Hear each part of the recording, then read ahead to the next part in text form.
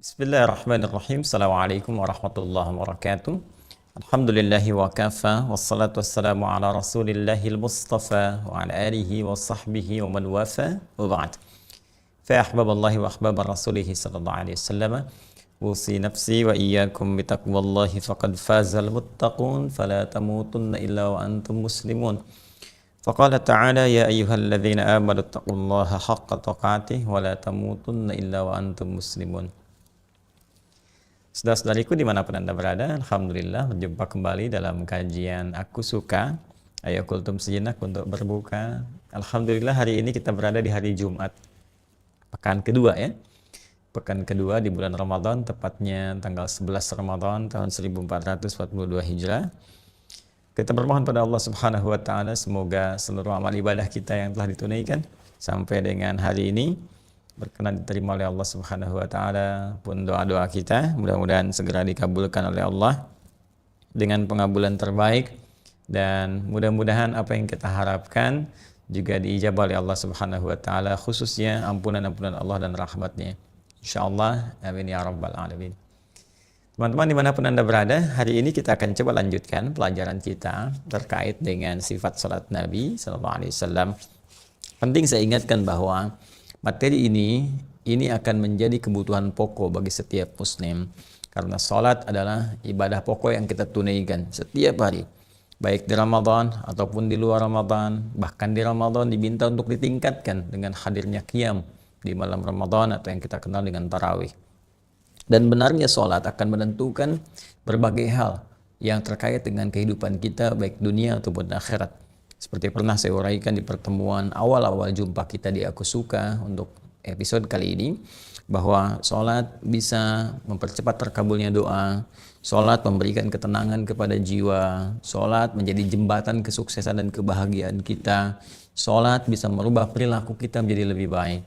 Dan sampai hari ke-11 ini, dari pelajaran yang telah kita coba kaji bersama, mari kita evaluasi. Apakah sholat yang telah kita tunaikan setidaknya menghasilkan satu di antara sekian banyak keistimewaan yang masih bisa kita rasakan saat di dunia ini sebelum kembali kepada Allah. Dan tentunya saat kembali ini menjadi amalan pokok yang akan dihisab pertama kali dan menjadi parameter yang diterimanya amal-amal yang lainnya. Inna awwala ma yuhasabu bihil abdu yawmal qiyamati as-salah. Idza salahat salah sairu amali wa idza fasadat fasada sairu amali. Nabi pernah memberikan satu kisi-kisi ya sebelum kita kembali kepada Allah. Nanti di akhirat amalan pertama yang akan dihisab oleh Allah itu adalah sholatnya. Jika benar sholatnya, maka ini pertanda baik akan bagusnya amal-amal lain. Tapi jika bermasalah, maka ini pun pertanda buruk bagi amal-amal yang lainnya. Ingat ya, karena sholat itu amalan pokok, sholat pembuktian keimanan kita kepada Allah, sholat pengakuan kita atas ketuhanan Allah Subhanahu wa taala dan komitmen kita dalam menyembahnya, dan sholat juga sebagai bagian dari pokok iman. Ya, karena itu Allah ketika memberikan penerimaan sholat bagi kalangan sahabat di era Nabi, Allah menyampaikan wa ma kana Allahu liyudhi'a imanakum. Allah enggak akan menyia-nyiakan iman kalian. Salat disebut dengan kalimat iman untuk menunjukkan pokok keimanan kita terletak pada salat kita. Karena itu bukan hanya di era Nabi Muhammad SAW saja sampai dengan kini, sebelum beliau pun semua nabi-nabi salat. Ya, karena salat tadi pembuktian ketuhanan Allah Subhanahu wa taala yang dibuktikan oleh kita semua dengan menyembahnya dan pokok keimanan kita. Ya, ini tegas kalimatnya ketika Allah sampaikan kepada Nabi Musa alaihissalam dan diabadikan di Quran surah ke-20 Taha ayat ke-14.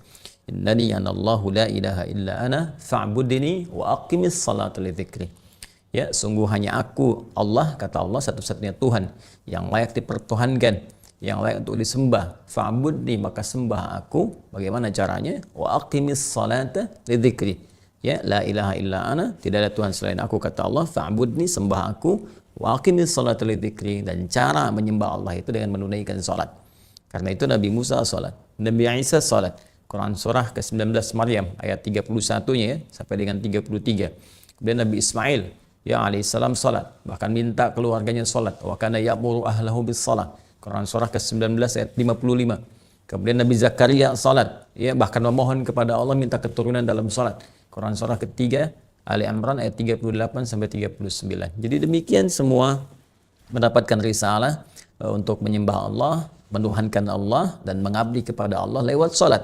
Dan yang paling sempurna cara menunaikannya adalah di eranya syariat Nabi Muhammad SAW yang kita praktekkan sampai dengan saat ini. Nah, hanya apakah praktek sholat yang kita kerjakan benar seperti yang ditunjukkan Nabi, itu yang coba kita belajar untuk menyempurnakan setiap hari, bukan sekedar menggugurkan kewajiban, sehingga kita bisa menikmati penghambaan kita kepada Allah dalam sholat. Ya, baik itu dalam konteks kita menyembah Allah, merasakan ketenangan di jiwa, merasakan kita sedang menghadap, pun demikian mendapatkan feedback dari sholat itu seperti yang pernah kita uraikan. Alhamdulillah teman-teman sekalian, kita sudah bahas bahwa penyebab orang-orang sulit mendapatkan hal-hal yang tadi disebutkan, ya baik itu ketenangan, doa terkabul, merubah perilaku, itu ada dua penyebabnya yang paling utama. Seperti pernah kita uraikan. Yang pertama, kebanyakan juga ada yang tidak khusyuk, ya. Saya pernah sampaikan di Al-Baqarah ayat 45 sampai 46. Mohon izin berkenan menyimak kembali di pelajaran sebelumnya. Kemudian yang kedua, ya ada juga indikasi orang sholat tidak mengerti, tidak paham apa yang dia baca dan dia lakukan dalam sholatnya. Dan ini banyak. Ya, karena itu kita coba mengkaji, menghadirkan episode Aku Suka dalam seri Ramadan sampai dengan kini untuk membahas dan mengetahui begini loh caranya, begini loh maksudnya, ini loh yang dibaca, kan seperti ini maknanya, dan ini yang coba kita dapatkan dari apa yang kita lakukan, termasuk apa yang kita baca. Alhamdulillah di pertemuan yang lalu pembahasan kita sudah sampai kepada pembahasan takbir, ya sudah sampai kepada pembahasan takbir. Mohon izin saya mengingatkan bagi teman-teman yang baru bergabung, ya Anda bisa mengecek episode yang sebelumnya. Kalau sudah punya buku yang paket, ya khusus yang catatan penuntut ilmu spesial Ramadan, Anda tinggal scan. Setiap hari Aku Suka yang keberapa, di scan, nanti muncul bahasan-bahasan itu yang sekiranya kita butuhkan. Baru sekarang kita akan sambungkan pada aspek yang akan kita bahas.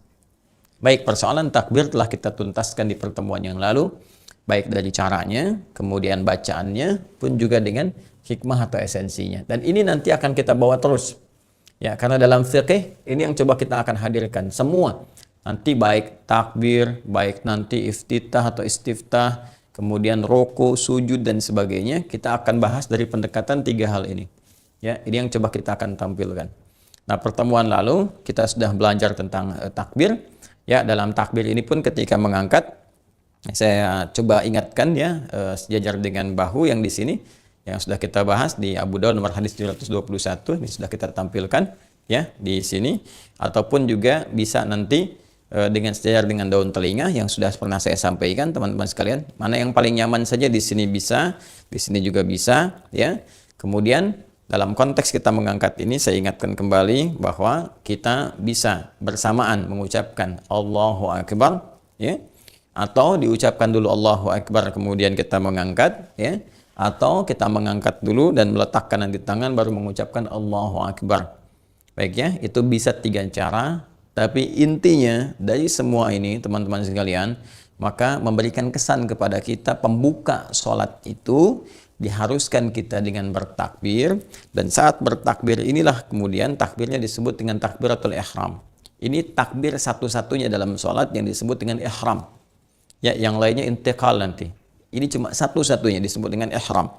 Baik, saya sampaikan di pertemuan lalu kenapa disebut dengan ihram dari kata ahrama yang berarti mengharamkan, melarang, ya, tidak membolehkan sesuatu dilakukan. Jadi kalau sudah takbir, dilarang kita, diharamkan membawa segala hal yang tidak terkait dengan sholat.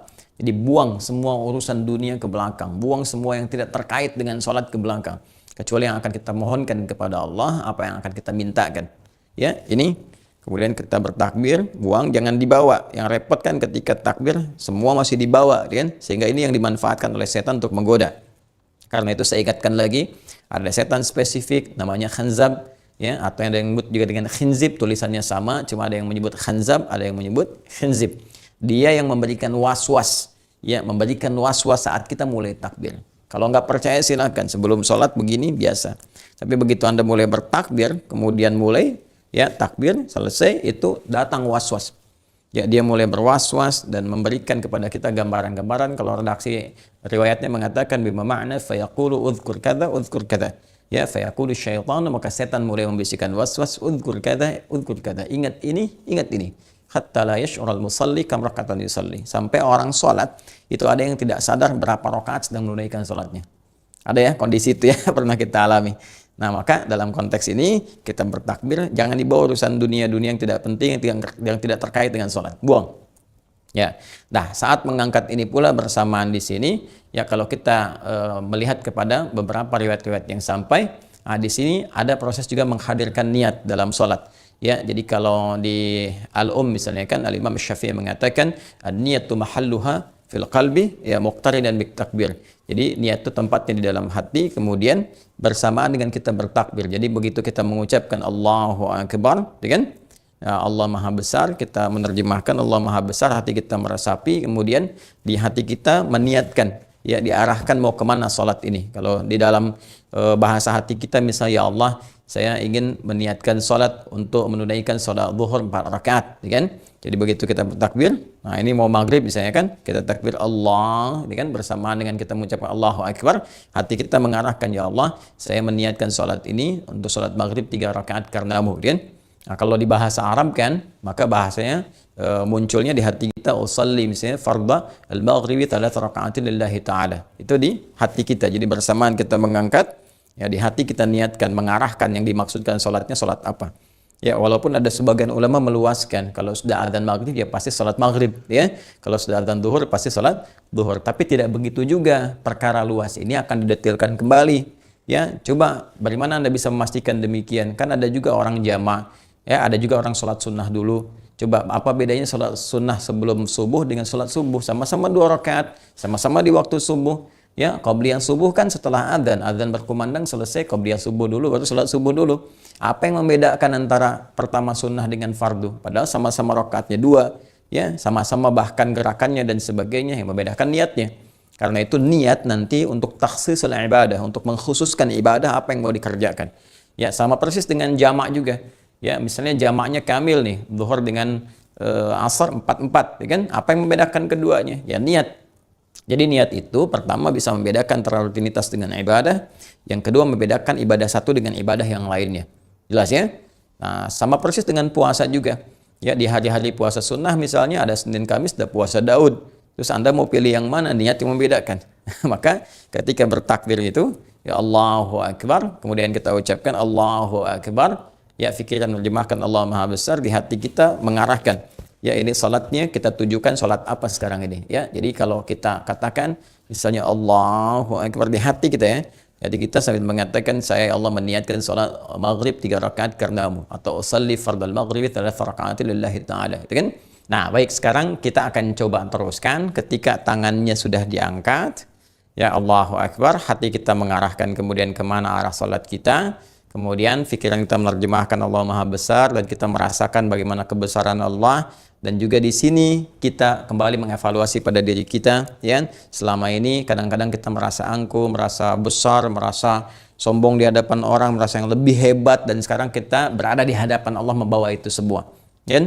Nah, itu hadirkan suasana itu dan tangan kita mulai mengangkat. Sekarang lanjutannya adalah dari sini kemana praktek caranya itu berlangsung. Tangannya apakah begini atau diteruskan disimpan, seperti apa caranya, adakah bacaannya mengiringi, dan apa hikmahnya. Nah, ini yang coba kita akan lanjutkan bahasan di pertemuan kali ini. Baik teman-teman sekalian, kita kembali akan melihat kepada rumusan hadis-hadis Nabi Sallallahu Alaihi Wasallam untuk melihat bagaimana Nabi menunjukkan kepada kita dan mengarahkan tentunya praktikal sholat, karena diikat dengan ketentuan beliau Sallallahu Alaihi Wasallam, sallu kama ra'aitumuni usalli, sholatlah kalian persis seperti melihat aku sholat, untuk mendapatkan apa yang kita coba harapkan di awal-awal jumpa kita itu. Nah, sekarang kita akan bahas tentang posisi tangan. Ya, ini yang kemarin. Sekarang kita akan bahas posisi tangan, ya, pasca takbir. Pasca takbir. Ya, di mana tangan itu diletakkan, ya? Di mana tangan itu diletakkan. Nah, ini yang coba kita akan uraikan. Yuk kita cek dulu dalam kitabnya. Ya, kita kembali kepada referensi di kitab-kitab hadis. Nah, ini saya bawakan hari ini masih dengan Sunan Abu Daud. Nah, ini juga ada Sunan Nasai. Ya, ini yang Sunan Abu Daud yang biasa kita bacakan. Yang ini nanti ada Sunan An-Nasai yang kemarin sempat saya sebutkan, ya. Di An-Nasai ini kitabnya, jadi kita coba hadirkan untuk bisa memberikan wawasan ya. Saya coba tampilkan yang Sunan Abu Daud dulu ya, yang ini karena ini kami juga lebih sistematis dalam penyusunannya dan serial pembahasannya, tematiknya itu lebih terukur ya. Jadi coba kita nanti lihat. Dan untuk penguat nanti kita bisa lihat kitab-kitab yang lainnya. Bismillah, ini insya Allah ada di halaman 109 ya, tentang meletakkan tangan ya pasca takbir di bab yang ke-122 insya Allah nggak salah. Baik, ini ya 109. Halaman 109 di bab 122 ya. Nah, kita ini bacakan babnya babu wad'il yumna 'alal yusra fis shalah. Nah, ini babu wad'il yumna 'alal yusra fis shalah. Bab meletakkan tangan kanan ya menutup atau di atas tangan kirinya dalam salat. Seperti apa gambarannya? Yuk kita bacakan dulu.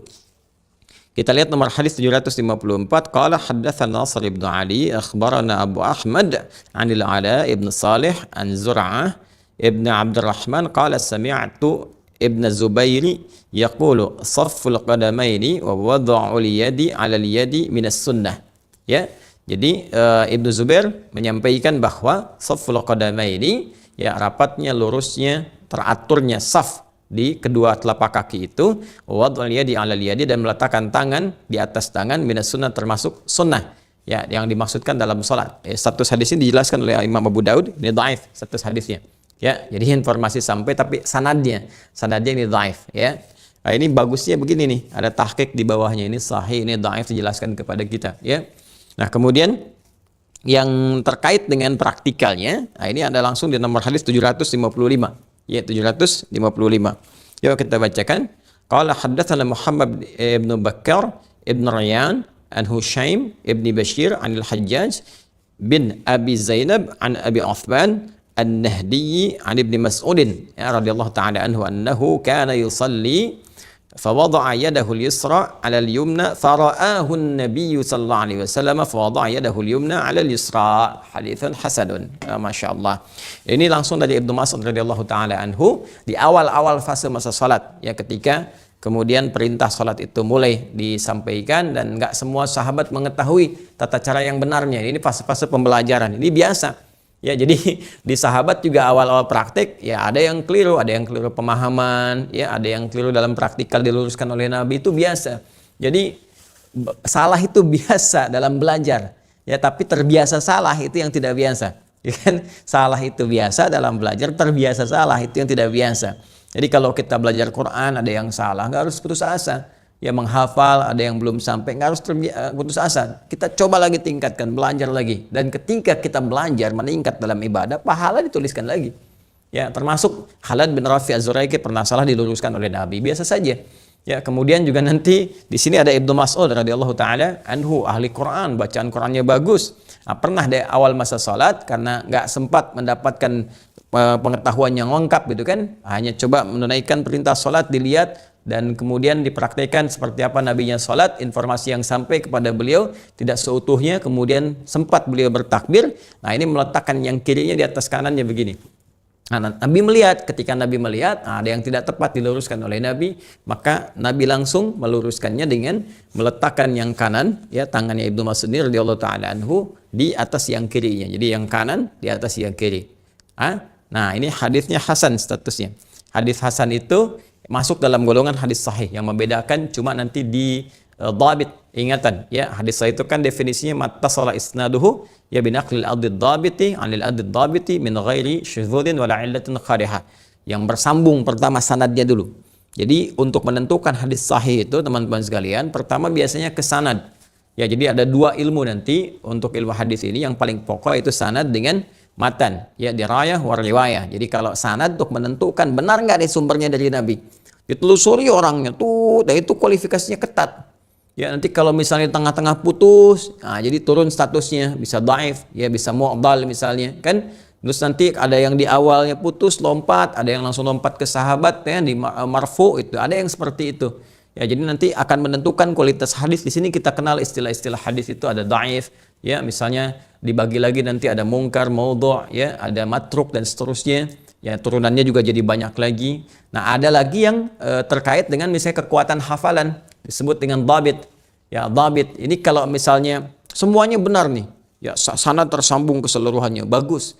Kemudian juga di sini misalnya tidak ada illat, ya nggak ada persoalan di orangnya. Jadi sanad tersambung semua, tapi orangnya punya masalah. Ya misalnya orangnya diduga bertindak yang tidak pantas, maka hadisnya akan turun kualitas, bahkan bisa jadi mungkar. Ya karena berbuat sesuatu yang tidak dibenarkan oleh agama, khawatir jadi fitnah terhadap hadis. Itu saking ketatnya, walaupun mungkin informasi yang disampaikan bisa benar. Ya, nanti kalau masalahnya diingatan sedikit saja misalnya, yang tadinya koma harusnya koma misalnya kan, nah di situ jadi hilang misalnya kan, jadi lewat, padahal cuma koma saja. Nah itu nanti statusnya turun dhabitnya dari yang 100% misalnya jadi 85% atau 90%. Nah ketika kualitas dhabitnya itu turun, maka hadisnya nanti berubah dari hadis sahih jadi hasan. Ya, hasan. Jadi sahihnya sahih lidzatihi jadi hasan. Ya, jadi masih dalam konteks hadis sahih. Konteks hadis sahih semua sama betul, cuma nanti diingatan saja, dan ini nanti nggak parah. Ya, kenapa nggak parah? Karena nggak merubah makna pada umumnya, karena sedikit saja dan akan dikuatkan oleh riwayat lain. Ketika dikuatkan oleh yang lainnya, misal si fulan nih, Ibnu Mas'ud meriwayatkan hadis. Kemudian nanti Mu'adz bin Jabal meriwayatkan, misalnya Ali bin Abi Thalib meriwayatkan radhiyallahu taala anhum jami'an. Yang ini ingatan berkurang misalnya kan, sedikit saja. Yang ini tetap sama kuat 100%, 100%. Maka yang ini akan mengatrol kepada yang ini. Itu yang nanti disebut dengan hadis sahih li ghairihi. Ya, ini naik status langsung sahih karena yang lain menguatkan. Jadi kalau ada hadis hasan itu masih dalam konteks hadis yang sahih. Yang mempopulerkan pertama kali istilah hadis hasan itu Imam At-Tirmidzi. Imam At-Tirmidzi, nama aslinya Muhammad, tumbuh berkembang di Tirmidzi, dikenal dengan At-Tirmidzi. Ya, jadi ini kita bisa gunakan sebagai acuan. Nah, fa wada'a yadahu al-yumna 'ala al-yusra, meletakkan tangannya yang kanan kemudian di atas yang kirinya. Baik, Nabi meminta Ibnu Mas'ud kemudian memperbaiki meletakkan tangan yang kanannya di kirinya. Nah, masih ingat? Penting kan saya sampaikan, di salat, di syariat, di wudu itu semua ketat batasannya. Sekarang tangan tuh kan ini sampai ini, ya kan? Mana nih kan yang dimaksud tangan di sini? Ini kan masih informasi umum. Kadang-kadang sahabat udah pada paham tangan, oh yang dimaksud yang ini. Tapi kan kalau orang yang nggak paham bisa berbeda. Nanti bisa ini ke sini, gitu kan? Bisa kemudian nanti ini ke sini, bisa ke sini, bisa ke sini. Kan tangan juga. Maka seperti apa batasannya? Nah ini kita coba lihat lagi teman-teman sekalian. Nah, hadis berikutnya. Baik. Bismillahirrahmanirrahim. Qala haddatsana Muhammad ibn Mahjub, haddatsana Hafiz ibn Ghiyath an Abdurrahman ibn Ishaq an Ziyad ibn Zaid an Abi Juhayf an Ali radhiyallahu ta'ala anhu karamallahu wajhah qala min as-sunnati wad'ul kaffi 'ala al-kaffi fi as-salati tahta as-sarwati. Ya kan? Ini hadisnya dari sahabat Ali bin Abi Thalib karamahullahu wajhah. Beliau menyampaikan tafsir pertama dari sahabat Ali, minas sunnati, termasuk dari sunnah, artinya mengikuti Nabi sallallahu alaihi wasallam, wad'ul kaffi 'alal kaffi. Ya, meletakkan ini telapak tangan yang ini. Telapak tangan yang kanan di punggungnya yang kiri. Ya, jadi yang ini telapak ini yang pertama, letakkan di punggung yang kiri ini. Kemudian meletakkannya nanti di bawah pusar. Ya, ini bagian yang pertama. Cuma sayang nanti kualitas hadisnya dhaif. Hadisnya dhaif. Ya, yang dhaifnya itu yang terkait dengan pusarnya. Ya, nanti kita akan lihat. Termasuk informasi yang disampaikan, sanad dari segi sanad itu dhaif. Ya, nanti kita akan lihat. Jadi yang kita ambil pertama kali, informasi pertama, jadi telapak bertemu dengan punggung. Di sini ya. Baik, mari kita teruskan lagi. Nah ini kita ambil misalnya yang selanjutnya. Langsung saja ya. Qala Abu Hurairah akhdhul kaffi 'ala al-akuffi akhdhul akuffi 'ala al-akuffi fi as-salati tahta as-sarrati. Qala Abu Daud sami'tu Ahmad ibn Hanbal yudha'ifu Abdurrahman ibn Ishaq al-Kufi. Jadi kenapa penyebabnya yang tadi diletakkan di telapak ketemu punggung diletakkan di bawah pusar itu dhaif? Ya, ini Imam Ahmad bin Hanbal itu mendhaifkan Abdurrahman bin Ishaq al-Kufi. Jadi ada seorang rawi bernama Abdurrahman bin Ishaq al-Kufi, itu orangnya bermasalah sehingga hadisnya pun ikut bermasalah. Nah, lanjutannya ini yang kemudian kita bisa jadikan acuan. Haddatsana qala Abu Taubah haddatsana al-Haytham ya'ni Abi Humaid an Thawr an Sulaiman ibn Musa an Tawus qala kana Rasulullah sallallahu alaihi wasallam yada'u yadahu al-yumna 'ala yadihi al-yusra thumma yashuddu bainahuma 'ala sadrihi wa huwa fi as-salah wa huwa fi fis shalah. Nah, jadi teman-teman sekalian, di sini kalau kita teruskan nanti kita juga bisa ambil dari yang An-Nasa'i, hadis riwayat Muslim, nanti untuk mempersingkat saja, untuk mempercepat supaya apa yang kita sampaikan singkat kultum dalam menjelang buka ini bisa lebih efektif. Jadi nanti secara singkat ada 3 bagian yang bisa kita letakkan dalam konteks kita bertakbir ya untuk meletakkan tangan.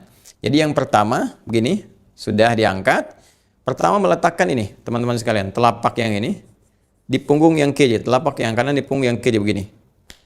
Ya, jelas ya? Satu. Kemudian yang kedua, rusghun ala rusgin, rusghun ala rusgin. Ini pergelangan ini di pergelangan yang ini. Jadi mengangkat ini pergelangan ke sini. Jelas ya? Nah, tapi langsung ya, jangan diukur dulu misalnya Allah. Tidak ya. Jadi langsung ya Allahu Akbar ini ya. Nah, yang ketiga sa'id. Sa'id itu di sini. Ya. Nggak sampai ke sini. Kalau sini mirfaq. Ya, di sini. Nah, antara ini sampai dengan ke sini. Ya, jadi begini. Dilebihkan sedikit lah paling gampang. Jadi telapak ini letakkan di sini. Paling gampang di sini. Dan nggak nyampe ke sini. Justru ini nanti ada riwayat mengatakan dikecam. Nabi tidak menyukai orang salat dengan seperti orang sombong dalam bertakbir. Yang dimaksud sombong itu ada yang menafsirkan meletakkan telapaknya di siku begini. Ya, seperti ngawasin proyek kan begini. Itu ya, mendorin proyek gitu. Ini kan sedang menghadap Allah, ya. Awas hati-hati nih, sedang di puncak misalnya subuh-subuh dingin luar biasa. Allahu Akbar gini kita. Nah, itu tidak. Tetap di sini 3 posisi. 1 di sini, 2 di sini, 3 agak lewat ke sini di sini. Ya, jadi silahkan pilih mana yang nyaman di sini atau di sini. Nanti hadisnya spesifik. Ini hadisnya sahih, ya. Nah, cuma nanti perbedaannya ketika sudah meletakkan seperti ini, letakkannya di mana? Ya, apakah tadi di bawah pusar? Tadi disebutkan hadis riwayat Ali bin Abi Thalib, ya kan? Ataukah kemudian dari Taus, kan? Diletakkannya di dada. Dada itu sebelah mana? Apakah yang ini? Apakah yang ini? Gitu kan? Nah, itu yang kita lihat teman-teman sekalian. Nah, dari 2 perbandingan ini, saya penting sampaikan dulu asal mula ketika mengangkat ini seperti ini, itu asal mulanya irsal, begini. Irsal itu tidak meletakkan sama sekali, jadi begini asal mulanya di awal-awal masa salat. Ya, seperti ini teman-teman sekalian. Ulang ya, jadi bertakbir Allahu Akbar nih seperti ini. Ini nanti riwayatnya banyak diriwayatkan oleh Imam Malik. Jadi di Malikiyah ya, rahimahullah jami'an, di Malikiyah itu kalau Anda misalnya melihat nanti ada orang salat begini, Masjidil Haram misalnya kan, takbir Allahu Akbar. Nah, itu Maliki. Jadi mengambil hadis dari Nabi riwayat Imam Malik. Ya, nanti dipraktekkan misalnya ada di Tripoli di Libya ada, di Tunisia ada, dan di Aljazair ada, nyebrang dikit ke Italia ada, ya Spanyol, ya itu Maliki rata-rata. Jadi begitu mereka salat Allahu Akbar begini. Ya, kalau sedang di Masjidil Haram ada yang begini, jangan diajak ngobrol sedang salat. Ya, Allahu Akbar. Oh man, how are you?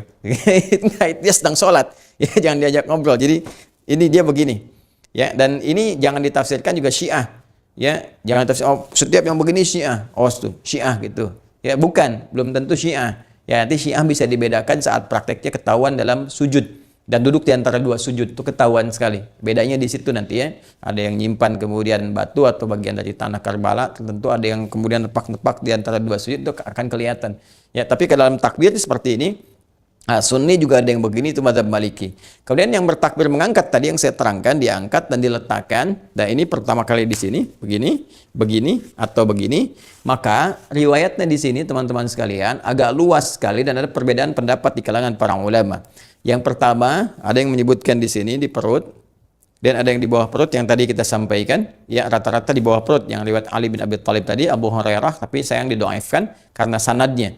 Ya, bukan karena matanya tapi karena sanadnya. Tapi untuk kehati-hatian, status ini kemudian menjadi perluasan di kalangan para ulama dan ada yang memilih untuk mengambil riwayat yang paling kuat. Ya, nanti kita lihat maknanya. Jadi ini yang pertama di sini. Ya. Yang kedua, teman-teman sekalian, di dada. Dan ingat betul baik-baik. Dada itu, teman-teman sekalian, di dalam konteks bahasa Arab itu ada yang spesifik penekanannya disebut dengan sodrun. Ya, ada yang sodrun. Ya, sodrun, ada yang nahrun. Nahrun itu yang sebelah atas yang dekat ke leher. Ya, sini kalau ini ke halak ya, tenggorokan di sini. Ya, tenggorokan ya, halak ya, kalau kita ada suara harful halak di tajwid Ya, ha itu kan dengan ain, halaq. Ya, lepas wastul halaq, ha ain. Nah, kalau kita taruh di sini, nah ini nahrun namanya. Nahrun. Makanya unta itu sembelihnya di naharnya.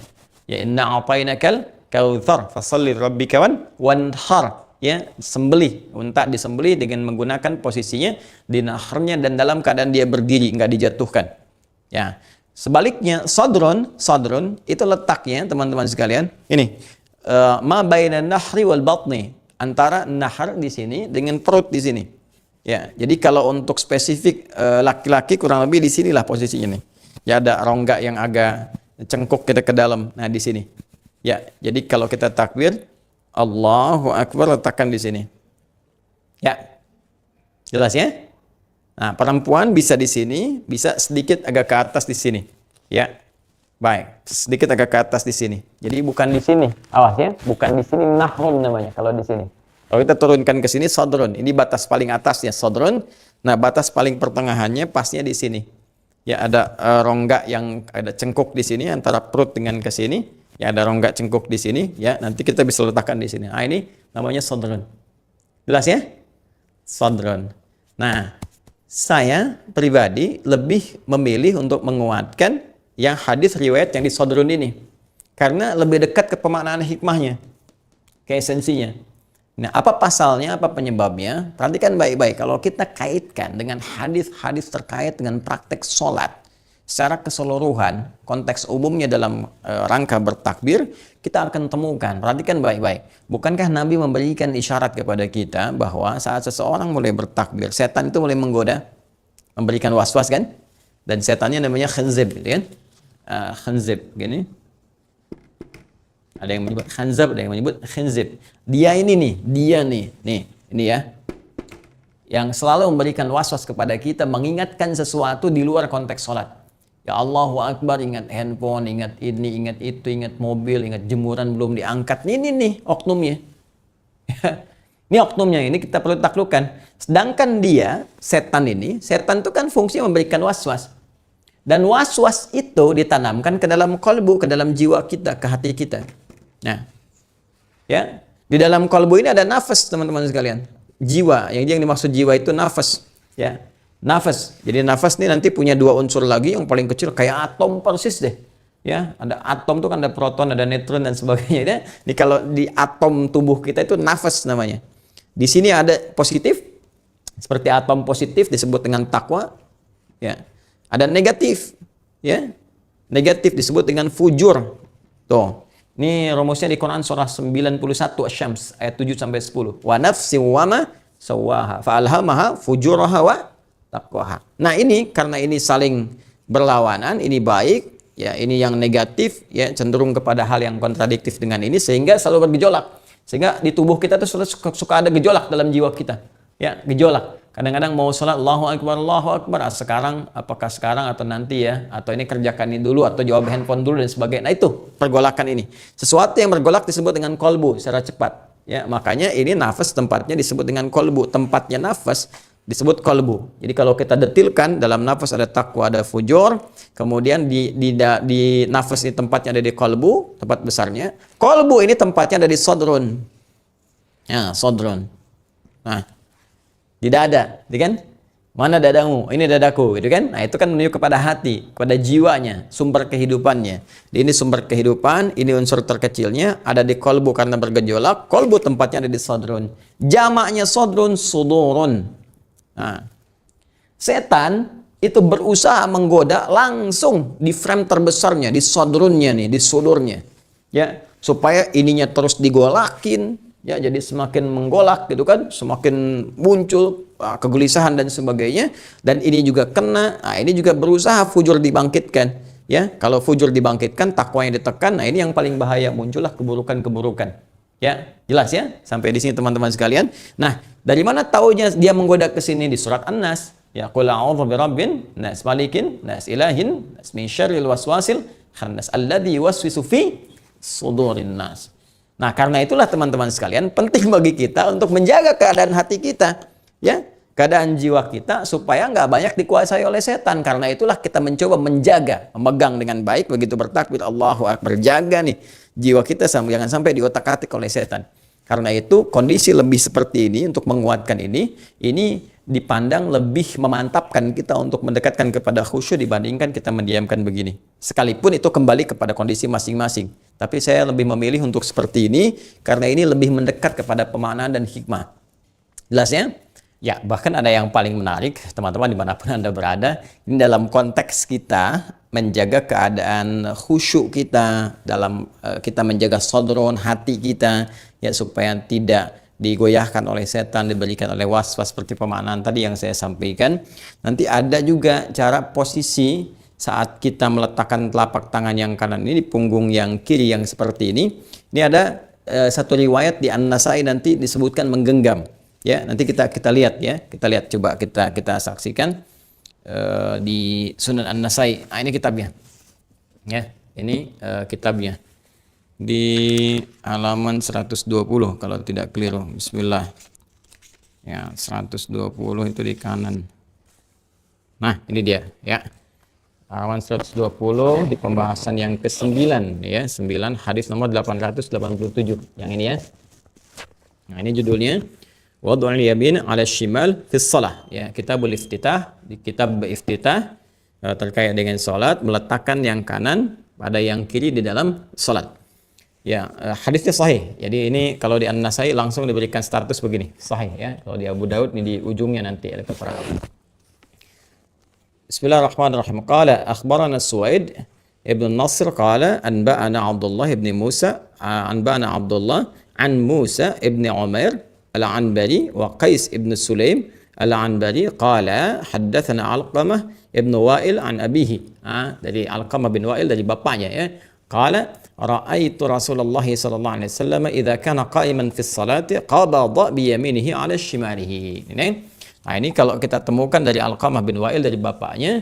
Jadi ketika beliau menyaksikan salatnya Rasulullah sallallahu alaihi wasallam saat beliau bertakbir itu qabada bi yaminihi ya 'ala shimali fi shalah. Jadi beliau kemudian menggenggam qabadhat itu seperti ini. Ya, menggenggam yang telapak kanannya ke yang kirinya di shalah. Jadi seperti ini. Ya, jadi boleh kita yang pertama tadi seperti ini, meletakkan begini saja. Kemudian begini, rusun ala ruskan begini. Ya, kemudian sa'id ke sini sedikit. Ini pun nanti di An-Nasai ada hadis berikutnya yang menerangkan yang telapak ya, kemudian ke ruslan pergelangan sampai ke sa'id. Ini kalau kita baca hadis nomor 889 ya, ini kita temukan. Baik, 889. Nah, di sini ada redaksinya. Thumma wada'a yadahu al-yumna 'ala kaffihi al-yusra war-rusghi was-sa'id. Ya, wa kaffihi al-yusra war-rusghi was-sa'id. Ini diletakkan begini, war-rusghi ini, was-sa'id di sini. Nah, yang tadi sampai qabadha sampai begini. Ya, artinya saking pentingnya kita menjaga keadaan khusyuan hati kita, menjaga jiwa kita gitu kan ketika kita menunaikan salat supaya tidak banyak was-was setan memberikan pengaruh pada salat kita. Maka ada redaksi sampai menggenggam seperti ini, dan di Abu Daud tadi sampai menekan seperti ini. Jadi saking kita menjaga diri kita, menguatkan diri kita, ini diantara hikmahnya supaya nggak kena was-was setan. Jadi ketika Allahu Akbar seperti ini, bukan cuma meletakkan, tapi kita coba sedikit dikencangkan, gitu kan? Kencangkan seperti ini sehingga membuat jangan terlalu kencang juga ya. Nanti nafas kita bisa bermasalah gitu.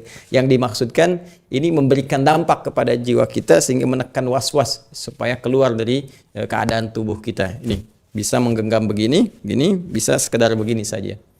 Ya, jelas ya? Nah, ini ada bagian-bagian yang penting sekali untuk kita pahami, terutama aspek hikmah ini. Ya, kadang orang cuma cukup sampai yang penting benar. Ya benar secara fikih, kewajiban itu tuntas tuh kan, tapi hikmah nggak dapet. Ya, sekali lagi kenapa diangkat begini, kenapa kemudian seperti ini, ya. Dan yang paling menarik ini, kenapa yang kanan ini yang menutup yang kiri, ya kan? Bukan yang kiri begini yang tadi dibenarkan oleh Nabi, kisahnya Ibnu Mas'ud radhiyallahu taala anhu, ya, begini. Kemudian dibalik ininya, bukan yang ini tapi yang ini, yang kanan yang menutupkan yang seperti ini, ya. Nah, ini ada hikmah juga teman-teman sekalian, dan hikmah ini nanti nyambung ke doa iftitah. Ya, karena itu nanti kitab di An-Nasai dibuka dengan kitabul iftitah, membuka, ya. Ada doa iftitah, nanti akan nyambung suasana ini ke doa iftitah. Apa itu? Ini refleksinya begini, gambarannya. Ini agak jarang ya didapatkan informasi seperti ini. Kita harus menggali dengan cukup banyak dia. Jadi yang kanan ini kan umumnya mewakili segala hal kebaikan, digambarkan sebagai sesuatu yang kanan. Ya, jadi aliran kanan, pemikiran kanan ini umumnya menuju pada sesuatu yang positif baik. Yang kiri sesuatu gambaran yang kurang baik lah ya, visualisasinya seperti itu. Antitesis dari yang kanan tadi. Nah, kenapa? Dalam kehidupan kita teman-teman sekalian, kita penting untuk menyadari, ini kalau kita gambarkan kiri sesuatu yang kurang baik sebagai gambaran umum, kanan sesuatu yang baik. Nah, sekarang perhatikan baik-baik. Kiri ini, megang ke sini, ya kan? Ini ke bagian dada kita, inti jiwa kita, dan di situ tadi saya terangkan ada takwa, ada fujur di nafas kita. Ya, takwa mewakili jiwa-jiwa kebaikan, ini qad aflaha man zakkaha wa qad khaba man dassaha, ini fujur mewakili hal-hal yang jelek, yang kurang baik, yang asalnya untuk bisa menjadi katalis trigger yang baik itu muncul. Tapi kadang-kadang ini dibuat oleh setan menjadi dominan, diberikan was-was. Ya. Kalau di sini misalnya ada jujur, di sini ada dusta, misalnya kan. Nah, asalnya dusta itu ya dibuat oleh Allah, dijadikan untuk bisa ya mengatrol, ya, mengangkat supaya jujurnya itu naik. Jadi dusta diciptakan untuk membuat jujur itu muncul. Sebab kalau nggak dibuat sifat dusta, itu jujur nggak akan muncul. Bukan untuk menjadikan manusia berdusta, bukan. Ya, marah itu diciptakan, marah ya supaya sabarnya nampak. Jadi kalau nggak ada marah, sabar nggak ketahuan. Nggak ada peristiwa yang bisa membuat kita misalnya terpancing sesuatu keluar amarah. Nah, itu sabar nggak akan nampak. Coba ujuk-ujuk suami pulang ke rumah, istri mengatakan sabar ya Pak, sabar. Ya, ada masalah apa, ya kan? Tapi kalau ada persoalan dan sebagainya, kemudian tampak dalam kehidupan, maka cara memahaminya ini Allah ingin meningkatkan kesabaran kita sehingga kualitas kehidupan kita lebih meningkat untuk mengatasi persoalan di masa depan yang lebih besar lagi. Ya, jadi bukan untuk membuat manusia larut dalam amarah. Cuma kadang ini dimanfaatkan oleh setan, alladzi yuwaswisu fi sudurin nas. Ini yang dimunculkan sehingga jadi pemarah, jadi orang yang terlibat dalam dusta dan sebagainya. Ini yang jeleknya, ini yang muncul. Ya, ini yang munculnya nih. Nah, ketika ini muncul perbuatan yang kurang bagus, yang keluar dari sini, dari nafas ini. Karena fujur tempatnya di nafas, sering disingkat dengan nafsu. Ya, maka nafsu digoda oleh setan lewat sudur ini, maka keluarlah kemudian perbuatan dari nafsu itu yang jelek. Ini yang dimaksudkan di Quran surah ke-12 ayat 53. Ya, wa ma ubarni'u nafsi innan nafsa la'ammaratum bisu'. Ya, kita nggak bisa menjadikan diri kita suci sepenuhnya karena dalam diri kita itu ada nafas, di dalamnya ada fujur yang sering diwaswasi oleh setan. Sehingga ketika ini dominan keluar perbuatan buruk. Buruk ini yang disebut oleh Al-Qur'an dengan nama su. Ya, su, sesuatu yang kotor, yang buruk, yang tadi direfleksikan oleh diri kita ya dengan bagian kiri tadi. Ya, maka ini teman-teman sekalian sumbernya dari mana? Dari sini, dari hati kita. Jadi semua kegiatan kita teman-teman, baik yang positif ataupun negatif, pada intinya bersumber dari sini. Dan ini yang disebutkan di hadis Nabi SAW. Nanti dalam hadis yang lain, sahih kualitasnya, Nabi menyampaikan, Inna fil jasadi mudghatan, idza salahat salahal jasadu kullu, wa idza fasadat fasadal jasadu kullu, ala wahiyal qalbu. Ini, tadi saya sebutkan. Dalam diri kita itu, ya, ada inti kehidupan di manusia yang menentukan perilaku kehidupan manusia. Kalau dia bagus, maka bagus semua perilakunya. Karena dia akan memberi sinyal pada seluruh anggota tubuh untuk bersikap, ya kan? Kalau dia jelek, maka akan jelek. Ya, semua sikap dari anggota tubuh itu pancarannya ada di situ. Ala wahyal qalbu, kata Nabi, itulah qalbu seseorang. Dan di qalbu ini maksudnya apa? Ada nafas. Di nafas ini ada apa? Ada takwa.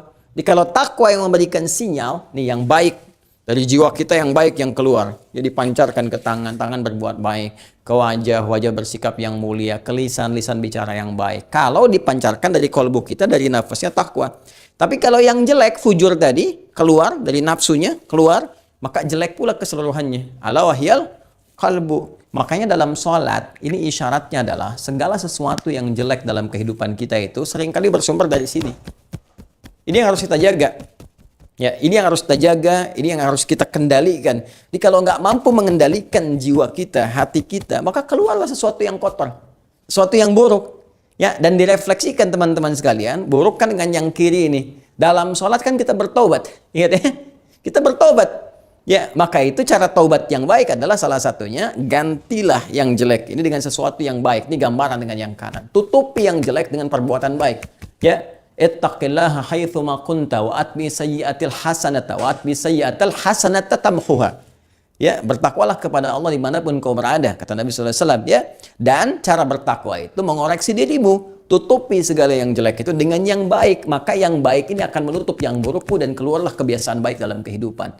Ya, ini yang dimaksudkan dalam hadis lain, as-salawatu ila salawat, kan, wal jumu'atu ila jumu'ati wa ramadan ila ramadan kafaratun lima bainahunna. Salat yang ditunaikan dengan baik dari salat satu ke salat yang lainnya, Jumat ke Jumat, Ramadan ke Ramadan, akan menggugurkan kejelekan-kejelekan, ya, yang muncul pada diri kita itu, ya, dunal kabair, malam takunil kabair, sepanjang bukan dosa besar yang harus ditobati.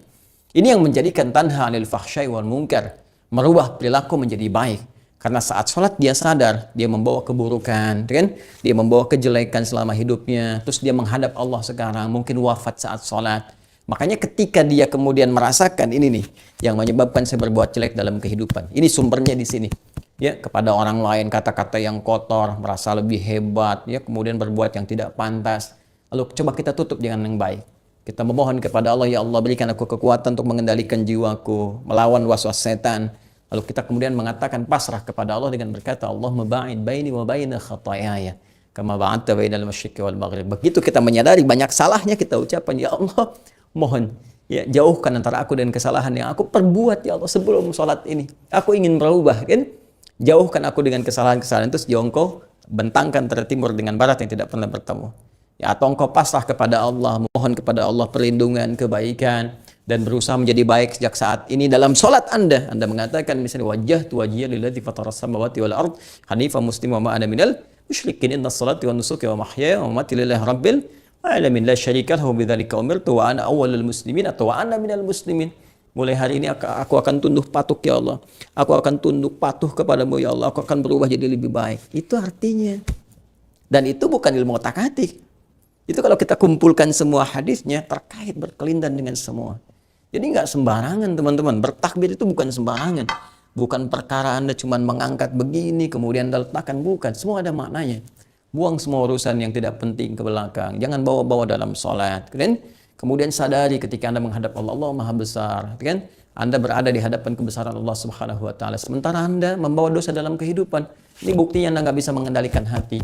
Banyak keluar yang kotor-kotor dalam hidup. Sementara Anda bangga sekarang menghadap Allah dan banyak dosa Anda bawa dan belum mau taubat. Maka tutupi dengan kebaikan. Ya, tutupi dengan kebaikan.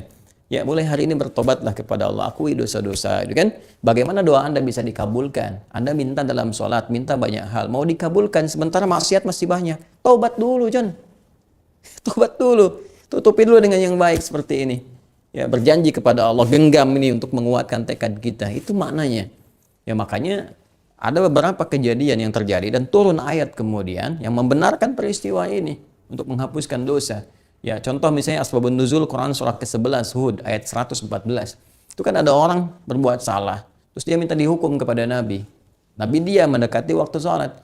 Ya, begitu kemudian selesai sholat, dia pun ikut sholat. Ya, terus dia minta lagi dihukum kepada Nabi. Turunlah Quran surah ke-11 Hud ayat 114. Aqimis salata tarafain nahar wa zulafan minal lail innal hasanati yudhibnas sayyiat. Kan? Tunaikan sholat ya di kedua waktu siang, kemudian sampai dengan malam. Maksudnya dari mulai zuhur sampai dengan ke asar, subuh sampai dengan ke asar, kan dua waktu bentangan, sampai dengan ke malam, maghrib ke isya. Innal hasanati, semua perbuatan baik itu, sholat itu disebut hasanat. Jamanya hasanat. Semua sholat ini itu menjadi hasanat. Kata Allah langsung, yudhibnas sayyiat, yang seharusnya ketika ditunaikan dia menggugurkan, menghilangkan semua yang jelek-jelek. Jadi kalau kita benar sholat ya kita bertekad, ini hilang kebiasaan jelek ini, ditutup pada yang baik. Ya. Ya, dan ini dimunculkan juga oleh Al-Imam An-Nawawi dalam Al-Arba'innya. Hadis-hadis tadi, cuman kadang ketika membahas itu nggak nyampe karena nggak dikaitkan dengan pembahasan ini. Ya, seperti yang tentang inna fil jasadi kan di nomor yang ke-6. Terus ittaqillah haitsu ma kunta nomor ke-18 itu kan? Ada kan? Ittaqillah haitsu ma kunta wa atbi sayyi'atal hasanata tamhuha, itu ada dari Muaz bin Jabal gitu kan radhiyallahu taala anhu, ya. Nah, jadi hal-hal yang semacam ini teman-teman sekalian ini penting untuk kita bahas sehingga kualitas sholat kita menjadi berubah lebih baik. Ya, dari mulai bertakbir, ingat tadi ya, kemudian meletakkan tangan, semua ada makna, tangan digenggam itu maksudnya apa, kemudian kita bertekad bagaimana dan seperti apa membacakannya. Ya, dan penting saya koreksi ya, penting saya koreksi dalam beberapa praktikal ini yang saya temukan. Ya, dalam referensi hadis yang kita kemudian bahas, saya belum menemukan yang seperti ini misalnya. Contoh ya, bertakbir Allahu Akbar simpannya di sini misalnya. Nah, ini saya nggak dapat riwayatnya. Ya, Allahu Akbar. Ini saya nggak dapat. Ya, bahkan mohon maaf, saking sulitnya saya menemukan, jangankan di kitab sahih, di kitab hadis palsu pun saya nggak ketemu. Ya, jadi saking palsunya pemalsu hadis pun tidak tertarik memasukkan hadis ini karena memang susah nggak nemukan gitu. Ya, yang ada di sini paling kan, yang ada di sini misalnya atau di sini. Nah, di antara itu semua saya lebih menguatkan yang di dada. Ya, sadrun di sini. Ya, dengan catatan apa? Catatan tadi makna yang telah kita uraikan dari Al-Qur'an, dari hadis, korelasi dan praktek Nabi Shallallahu alaihi wasallam. Ya, pun demikian yang misalnya yang seperti ini, mohon izin ya, saya tidak bermaksud menyalahkan ya, tapi saya nggak menemukan dalil referensi, jangankan di yang saya di kitab palsu pun nggak saya temukan. Jadi jangan terlalu repot gitu kan, yang ada aja yang kita praktikkan, nggak usah terlalu kreatif gitu kan. Kemudian yang mengangkat seperti ini, ya ini yang saya temukan sekali begini gitu kan. Nah, jadi saya tidak menemukan juga misalnya yang seperti ini, memutar begini. Ya, nah saya belum temukan yang Allahu Akbar. Nah, ini saya nggak temukan. Ya, mungkin ini agak keseleo pemahaman. Keseleo pemahaman tuh maksudnya begini. Tadi kan ada praktek Ibnu Mas'ud itu kan, radhiyallahu taala anhu, yang tadinya di kiri begini kan, kiri begini, kemudian teman-teman sekalian oleh Nabi dibetulkan, bukan di sini tapi yang ini yang masuk begini. Ya, jadi sebagian ada yang mempraktekkan begini, terus gini gitu ya. Nah, itu mungkin mencoba memadukan hadis tapi caranya nggak tepat. Justru Nabi meluruskan, bukan ingin dipraktekkan begitu lagi. Jadi langsung aja John, ya takbir Allahu Akbar begini. Jelas ya? Baik, jadi nggak usah diputar lagi begini. Dan nggak usah punya perasaan nggak enak sama Allah, masa kiri dulu, kanan dulu, baru gini. Nggak usah. Ya, jadi sesuai ketentuan saja, sallu kama ra'aitumuni, usalli, takbir, ya langsung begini. Jadi tidak usah kemudian begini, nah, diputar begini, apalagi angkat kaki sedikit begini gitu ya. Nah, itu kita sesuaikan. Ya, kita mencoba mencari referensi ya, walaupun mungkin teman-teman temukan referensinya, alhamdulillah. Tinggal nanti silahkan jadi rujukan mana yang paling kuat. Jadi di sini kita tidak menempatkan dan saling menyalahkan, tidak, tapi lebih kepada menggali. Ayo coba ini dalilnya mana, ini referensinya mana. Dari sini nanti kita kemudian pahami dan gali makna serta esensi dalam kehidupannya. Nah, kurang lebih seperti ini pembahasan sampai kita bersedekah. Baru begini nih. Nah, kan tadi sudah merasa kan? Sudah merasa banyak salah, pengen ditutupin, pengen apa. Nah, sekarang bagaimana memohonnya kepada Allah supaya kesalahan itu digugurkan oleh Allah. Lihat stepnya.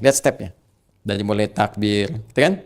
Terus kita bersungguh-sungguh berniat, mengharap ridha Allah, khusyuk. Mungkin ini juga hari terakhir kita kembali bertakbir itu, kemudian meletakkan apa maknanya, ya begitu kita buang semua urusan tidak terkait dengan sholat, kita berjanji mengevaluasi diri, ini kita rasakan banyak salah dalam hidup. Bayangkan apa sih yang salahnya itu? Jangan dulu minta sesuatu tapi kotor. Anda banyak salah sama orang, terus tiba-tiba datang kepada orang itu langsung mau pengen permintaan, apa dikasih? Ya, gak mungkin kan? Nah, sekarang Anda sama Allah lebih daripada itu. Allah itu Rahman, Rahim, pasti memberi. Tapi kan ada adabnya. Masa ya Anda menghadap Allah punya merasa banyak salah langsung pengen minta dikabulkan? Anda siapa? Ya, maka dari itu kita evaluasi diri. Rasakan, kemudian kita merasakan bahwa ingin menutup dengan kebaikan-kebaikan, ingin kita hilangkan, lalu kita memohon kepada Allah sebelum minta dengan Al-Fatihah itu.